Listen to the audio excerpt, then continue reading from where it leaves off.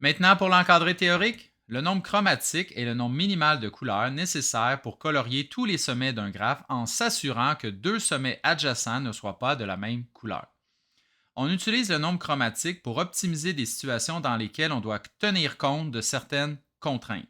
Par exemple, ces contraintes sont formulées dans certains cas sous la forme d'incompatibilité pour former des groupes. Donc, dans l'exemple ici, on veut déterminer le nombre chromatique associé au graphe. Premièrement, on va attribuer une couleur au sommet dont le degré est le plus élevé. Donc, pour ce faire, je dois déterminer le degré de chacun des sommets. Ici, j'ai 2, j'ai 2, 2, 5, 2, 4, 4. Et finalement, le sommet D est de degré 5. Maintenant, j'attribue une couleur au sommet dont le degré est le plus élevé. J'ai une égalité entre le sommet D et le sommet F. Ça ne change rien, j'en choisis un des deux. Je choisis le sommet D.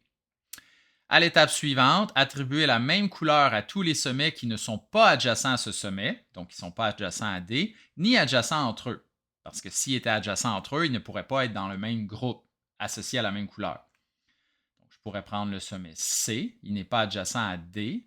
Je pourrais prendre le sommet H, il n'est ni adjacent à D ni adjacent à C, donc ils peuvent être associés à la même couleur. Les autres sommets ne respectent pas cette contrainte. Ensuite, à l'étape 3, je veux répéter les étapes 1 et 2 jusqu'à ce qu'une couleur ait été attribuée à tous les sommets.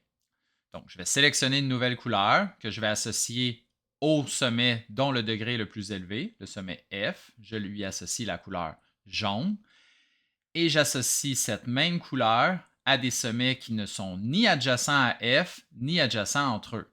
Par exemple, les sommets A et B. Je vais répéter le même processus avec une nouvelle couleur. E et G ont le même degré. J'associe la couleur bleue au sommet G. Je ne peux pas faire de même avec le sommet E puisqu'il est adjacent à G. Je dois donc sélectionner une quatrième couleur pour le dernier sommet et j'associe la couleur grise au sommet E. Le nombre chromatique associé à ce graphe est de 4 puisque j'ai utilisé 4 couleurs pour le colorier. Si cette situation avait été associée à un contexte dans lequel le graphe aurait représenté des contraintes ou des incompatibilités, ici, je n'aurais pas pu respecter ces contraintes ou ces incompatibilités en formant moins de 4 groupes.